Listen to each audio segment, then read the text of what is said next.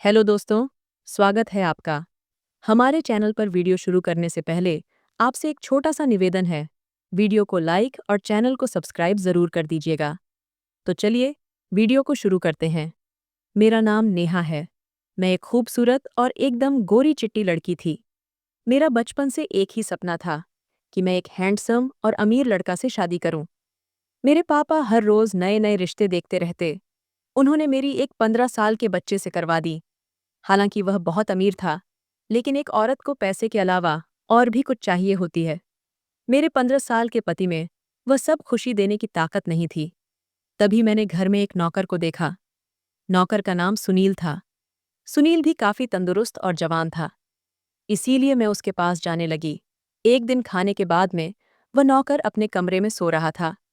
तब मैं उसके पास जाकर बैठ गई। मैं धीरे धीरे अपना हाथ उसके हाथ पर रख दिया। उस वक्त वह भी दोस्तों, मेरा नाम नेहा है और मैं देखने में बहुत खूबसूरत और हसीन हूँ।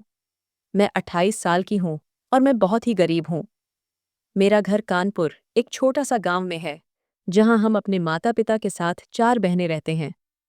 हम बहुत ही गरीब थे। घर की हालत बहुत खराब थी। मेरे पिताजी खेत में काम करके कुछ पैसे लाते, जिसमें से वह कुछ पैसों का शराब और ताश खेलते थे।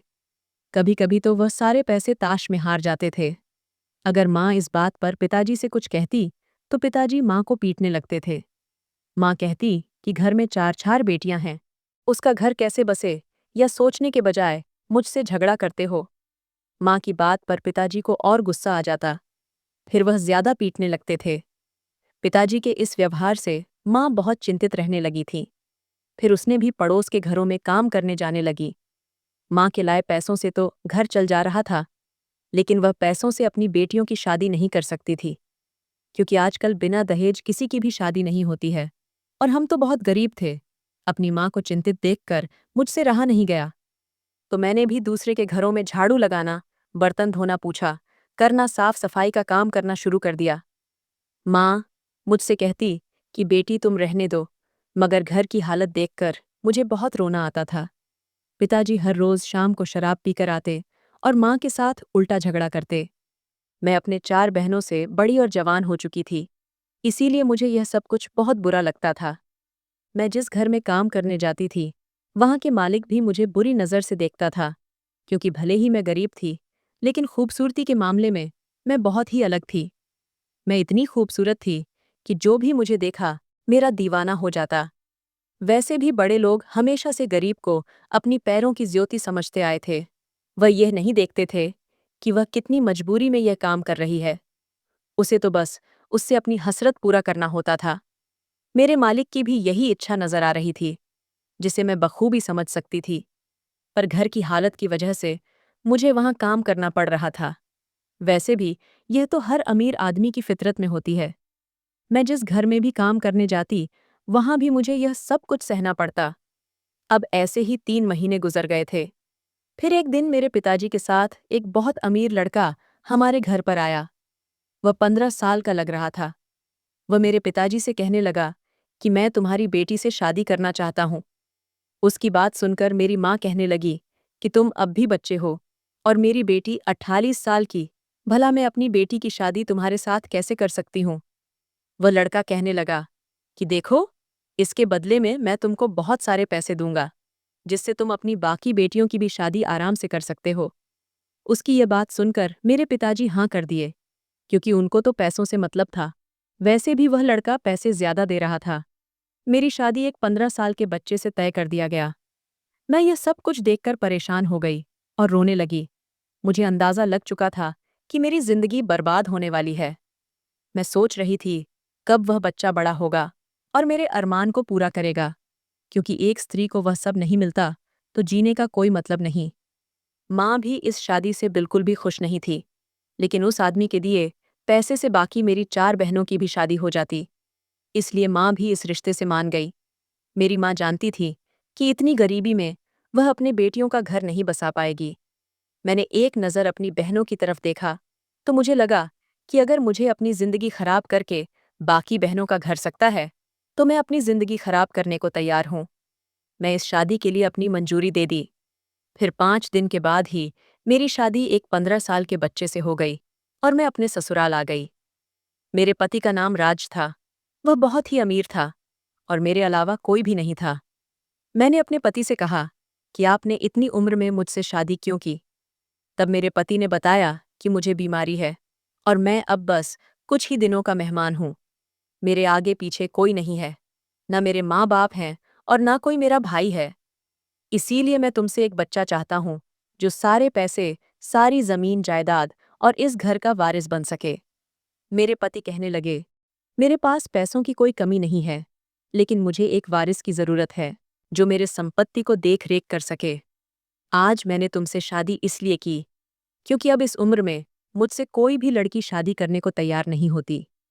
एक दिन तुम्हारे पिताजी के मुंह से मैंने सुना कि उसकी 4 बेटी हैं, लेकिन वह बहुत गरीब है। वह अपनी बेटियों की शादी नहीं करवा सकता। तभी मेरे मन में यह ख्याल आया कि एक आखिरी बार कोशिश करता हूँ, शायद मुझे औलाद का सुख मिले। और देखो, तुम मेरी पत्नी बनकर मेरे घर आ गई। मेरे पति का घर बहुत बड़ा था। मैं एक छोटे घर से उठकर सीधे बड़े घर में आ गई थी। लेकिन मैं सोच में पड़ गई कि एक 15 साल का बच्चा बाप कैसे बनेगा? क्या उसमें इतनी ताकत है कि मेरी जज्बातों को पूरा कर सके? लेकिन इतनी उम्र के पति मुझसे कैसे प्यार करेंगे? ये सब सोचकर मैं बहुत हैरान थी। मेरे ससुराल में एक नौकर काम करता था। वह अभी 22 साल का खूबसूरत और तंदूर ताकत वाला नौजवान था। सुनील को मेरे पति ने रहने के लिए एक रूम दे दिया था, जिसमें वह रात को सोता था और दिन में घर के सारे काम करता था। मेरे पति ने कहा कि चलो, मैं तुम्हें पूरा घर दिखा देता हूँ। अब इस घर की मालकिन तुम ही हो। मेरे पति ने मुझे सारा घर दिखा दिया और फिर मुझे अपने कमरे में लेकर चला गया। वह कमरा बहुत ही अच्छा से सजाया गया था। धीरे धीरे समय बिता गया और रात हो गई। रात का खाना मेरे पति ने अपने हाथों से बनाया था। खाने में कई तरह की मिठाइयाँ थीं। खाना मुझे मेरे पति ने अपने साथ से खिलाया था, क्योंकि उस घर में हम 3 लोग के अलावा और कोई नहीं था। लेकिन मेरे पति इतने उम्र के थे कि मुझे उनके सामने बहुत ही शर्म महसूस होती थी। खाना खाने के बाद मैं अपने कमरे में आ गई। मुझे बहुत ही अजीब महसूस हो रहा था, लेकिन मैं अब कर भी क्या सकती थी। कुछ ही देर में मेरे पति भी कमरे में आ गए। वह मुझसे कहने लगे कि देखो, शर्माओ मत, अब तुम मेरी पत्नी हो। भले ही तुम्हारी उम्र अभी बहुत ज्यादा है, लेकिन अब से तुम्हारा इस घर के साथ साथ मुझ पर भी अधिकार है। आज हमारी शादी की पहली रात थी। मैं बिस्तर पर यूं ही बैठी सोच रही थी कि 15 साल का बच्चा क्या कर लेगा। तभी मेरे पति भी मेरे पास आकर बैठ गए। थोड़ी देर के बाद वह मुझसे प्यार करने लगे, लेकिन मैं देख रही थी कि वह इस हालत में नहीं थे, क्योंकि उनकी सांसें फूल रही थीं और वह हाँफ रहे थे कि वह औलाद पैदा कर सके। बहुत कोशिशों के बाद भी उनसे कुछ नहीं हो पाया। फिर आखिर में वह थक कर सो गए। अपने पति का यह हाल देखकर मुझे बहुत हैरानी हो रही थी।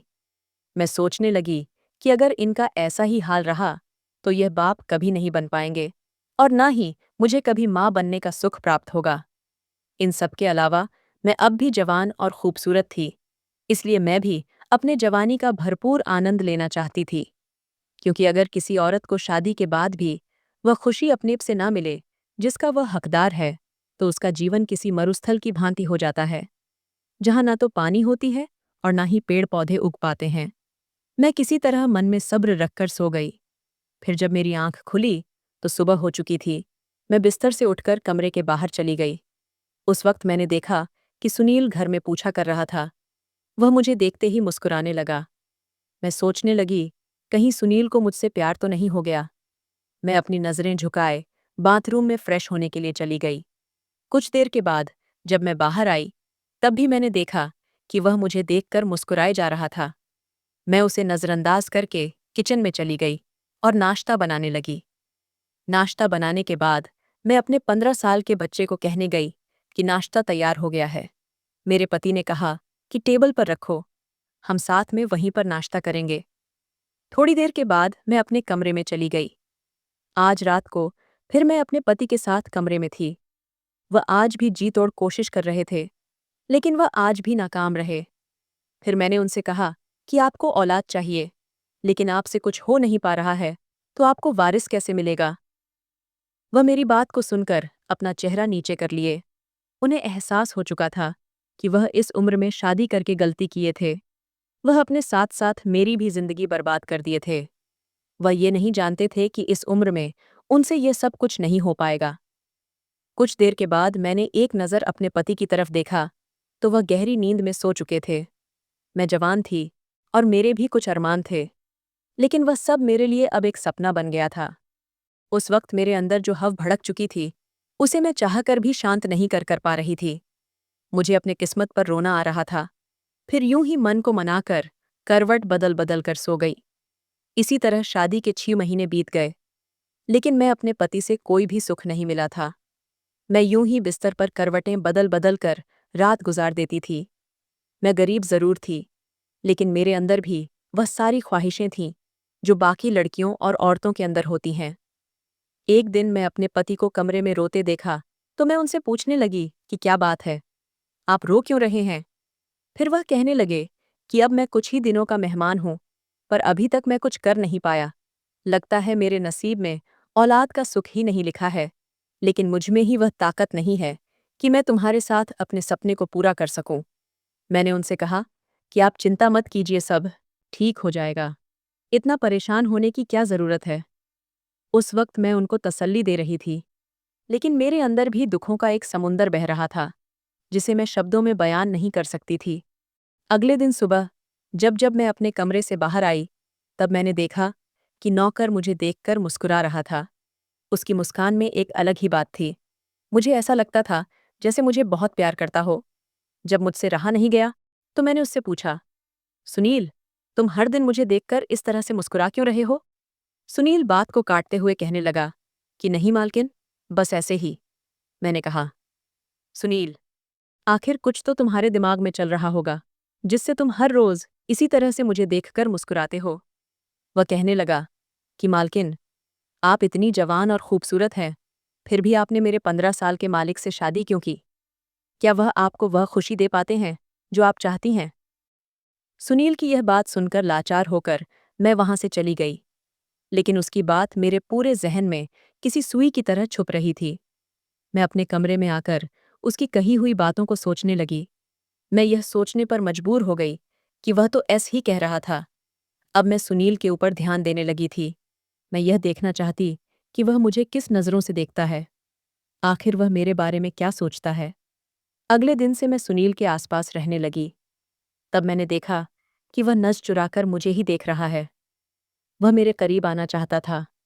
उसे पता चल चुका था कि मेरे पति के बीच कुछ नहीं हो पा रहा है। इसी का वह फायदा उठाना चाहता था। उस दिन के बाद से मैं भी श्याम के प्यार में पड़ने लगी थी। मेरे कदम डगमगाने लगा था, क्योंकि शादी के इतने महीने के बाद भी मैं अपने पति के प्यार से वंचित थी। मुझे पति से प्यार पाने का ख्वाहिश और माँ बनने का सपना टूटते नजर आ रहा था। मैं यह सोचने पर मजबूर हो गई कि अब वह कुछ ही दिनों के मेहमान थे, क्योंकि मेरे पति को कैंसर था। आखिर मेरे पति को कुछ हो गया तो मैं इस भरी जवानी में एक विधवा की जिंदगी जीऊंगी। अगले दिन रात के करीब 1 बज रहे थे। तब मैंने देखा कि मेरे पति गहरी नींद में सो चुके थे। फिर मैं चुपके से उठकर सुनील के कमरे में चली गई। मैंने देखा कि वह अभी तक जाग रहा था। शायद वह किसी सोच में गुम था। तभी मैं उसके पास जाकर बैठ गई। वह मुझे इस तरह से अपने पास इतनी रात को देखकर घबरा गया। वह कहने लगा कि मालकिन, आप इतनी रात को यहाँ मेरे कमरे में, कोई काम था क्या। मैंने कहा, कोई काम नहीं था, लेकिन मुझे तुमसे कुछ चाहिए। अगर तुम वादा करो तो मैं कहूँ। सुनील कहने लगा कि मालकिन, आप कहिए तो क्या बात है, मैं कोशिश करूंगा। यदि मेरे बस में होगा तो फिर मैंने सुनील से अपना सारा दुख सुना दिया। मैंने कहा कि सुनील, मेरी शादी को 6 महीने हो गए हैं, लेकिन मैं अभी तक अपने पति के प्यार से वंचित हूँ। वैसे भी मैंने जब से तुम्हें देखा है, तब से मुझे कुछ कुछ होने लगा है। मैं तुम्हारे प्यार में पड़ने लगी हूँ। मैंने कहा कि सुनील, मेरी वह इच्छा तुम पूरा करो जो मेरे पति नहीं कर पाए हैं, क्योंकि मैं अपने पति से वह खुशी पाने की उम्मीद छोड़ चुकी हूँ। अब बस तुम्हारा ही सहारा है। सुनील कहने लगा कि मालकिन, अगर यह बात मालिक को पता चल गई तो वे मुझे नौकरी से निकाल देंगे। वैसे भी मैं ज्यादा पढ़ा लिखा नहीं हूँ कि इसके अलावा कोई और काम कर सकता हूँ। मैंने सुनील से कहा कि तुम उसकी चिंता मत करो, वह सब मैं संभाल लूंगी, क्योंकि इस वक्त मेरे अंदर की पीड़ा से ज्यादा मेरे लिए और कुछ नहीं था। फिर मैंने कहा कि तुम एक औरत की भावनाओं को समझो और मुझे वह खुशी दे दो जो मैं तुमसे चाहती हूँ, नहीं तो मेरी जिंदगी यूं ही बेकार हो जाएगी। सुनील कहने लगा कि मालकिन कहूँ तो मैंने जब आपको पहली बार देखा था तभी मुझे आपसे प्यार हो गया था और आपको देखकर वह सब करने की इच्छा होती थी, क्योंकि मुझे पता था कि मालिक आपके जज्बातों को पूरा नहीं कर पाएंगे, लेकिन कभी आपसे कहने की हिम्मत नहीं हुई। सुनील मेरी भावनाओं को समझा और मैं भी उसके प्यार के समुंदर में डूबती चली गई। शादी के इतने दिनों के बाद मुझे ऐसा खुशी मिला था, इसीलिए मैं उसे इतनी जल्दी छोड़ना नहीं चाहती थी। फिर काफी देर तक मैं उसी समुंदर में बहती रही, जब तब उस समुंदर से बाहर आ गई। मुझे आज सुनील से वो खुशी मिला था जिसकी उम्मीद मैं अपने पति से कर रही थी। उस वक्त मुझे जिंदगी की सबसे बड़ी खुशी का एहसास हो रहा था। आज मेरा पहली बार था, इसीलिए मैंने सुनील को धन्यवाद दिया और अपने कमरे में आ गई। तब मैंने देखा कि मेरे पति अभी भी गहरी नींद में सो रहे थे। मैं भी बिस्तर पर लेट गई और उसी के बारे में सोचने लगी, लेकिन शरीर की थकान के कारण मुझे कब नींद आ गई पता ही नहीं चला। उस दिन के बाद से मेरे और सुनील के बीच वैसा ही चलने लगा था। मैं भी अब बहुत खुश रहने लगी थी, क्योंकि अब मैं अपनी सारी ख्वाहिशों को पूरा कर रही थी। इसी तरह 3 महीने गुजर गए। तब एक दिन अचानक मैं बीमार हो गई। मेरे पति ने डॉक्टर को फोन करके घर पर ही बुला लिए। मुझे देखने के बाद डॉक्टर ने बताया कि मैं मां बनने वाली हूं। फिर वह मुझे कुछ विटामिन की दवाई देकर वहां से चला गया। डॉक्टर के जाने के बाद मेरे पति मुझसे कहने लगे कि तुम मां बनने वाली हो, लेकिन मुझे अभी भी विश्वास नहीं हो रहा है। तब मैंने अपने पति को विश्वास दिलाया कि यह आपका ही बच्चा है, आपकी ही इच्छा थी, न कि आप बाप बने, आपकी संपत्ति का वारिस कोई हो। तो देखिए, आज भगवान आपकी सुन लिया और आप बाप बनने वाले हैं। मैंने उनको पूरा भरोसा दिलाया कि मेरा पेट में उन्हीं का बच्चा है। वह यह सब सुनकर बहुत खुश थे और उस दिन के बाद वह मुझ पर ज्यादा ध्यान देने लगे थे। इसी तरह दिन गुजरते गए और अब मेरी डिलीवरी का समय आ गया। एक दिन मैं घर में काम कर रही थी, तभी अचानक मेरे पेट में दर्द होने लगा। उस वक्त मेरे पति घर में मौजूद नहीं थे। तब सुनील ने मुझे फौरन से अस्पताल लेकर चला आया। वह फौरन से मेरे पति को भी फोन करके अस्पताल में बुला लिया। 4 घंटे के इंतजार के बाद मैंने एक प्यारे से बेटे को जन्म दिया, जिसे देखकर मेरे पति बहुत ही खुश हो रहे थे।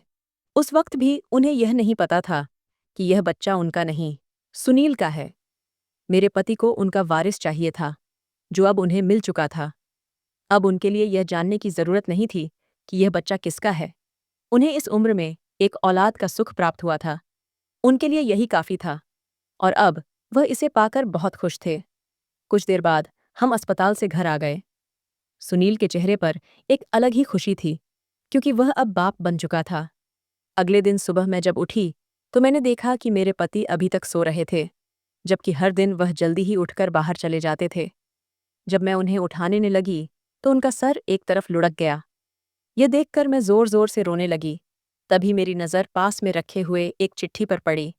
उस चिट्ठी में लिखा हुआ था, नेहा, मैं जानता हूं कि यह बच्चा मेरा नहीं है, क्योंकि उस रात जब तुम सुनील के कमरे में गई थी तभी मैं समझ गया था कि तुम सुनील से अपनी ख्वाहिश को पूरी करने लगी हो।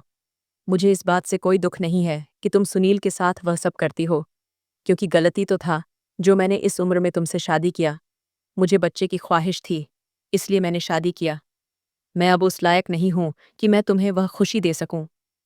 नेहा, मैं अपनी सारी जायदाद तुम नाम से कर रहा हूं, ताकि तुम इसे अच्छे से अपने बच्चे के साथ संभाल सको, और हो सके तो सुनील के साथ अपना घर बसा लेना, ताकि तुम्हें भी किसी सहारे की कमी महसूस ना हो। मैं यह सब पढ़कर फूट फूट कर रोने लगी। मुझे कुछ समझ में नहीं आ रहा था कि मैं क्या करूं। फिर मैंने सुनील को आवाज़ दिया। वह फौरन से डॉक्टर को फ़ोन करके बुला लिया। डॉक्टर ने बताया कि वह अब इस दुनिया में नहीं रहे। फिर डॉक्टर ने कहा कि इनको कैंसर की बीमारी थी, यह अब इस दुनिया में नहीं रहे। डॉक्टर के मुंह से यह बात सुनकर मेरे पैरों तले ज़मीन खिसक गई और मैं गहरी सदमे में आ गई। मैं ज़ोर ज़ोर से रोने लगी। इस घटना के 1 महीने बाद मैंने सुनील से शादी कर ली। वह भी एक अच्छा इंसान था, जो हर किसी के भावनाओं का सम्मान करता था। मैं फिर से उसी घर में सुनील की पत्नी बनकर रहने लगी। सुनील भी बहुत खुश था, क्योंकि वह भी मुझे बेहद प्यार करता था। मैंने सुनील से कहकर अपने माँ बाप और 4 बहनों को भी यहीं बुला लिया। माँ कहने लगी कि तुम्हारे पिताजी भी अब शराब नहीं पीते। यह सुनकर मैं और ज्यादा खुश हो गई। हमने अपने पूरे परिवार के साथ एक नई जिंदगी की शुरुआत कर दी और अब हमारा हर दिन खुशियों से भरा रहता था। और मेरी बाकी की 4 बहनों को भी अच्छा सा रिश्ता देखकर शादी करवा दी और कुछ दिनों बाद मेरी एक बेटी हो गई। और हम अब बहुत खुश थे क्योंकि अब हमारे घर में एक बेटा और बेटी आ गया था। दोस्तों, ये कहानी आपको कैसी लगी? हमें कमेंट में ज़रूर बताएं। यदि आपने अभी तक हमारा चैनल को सब्सक्राइब नहीं किया है, तो चैनल को सब्सक्राइब करके बेल आइकन को ज़रूर दबाएं। धन्यवाद।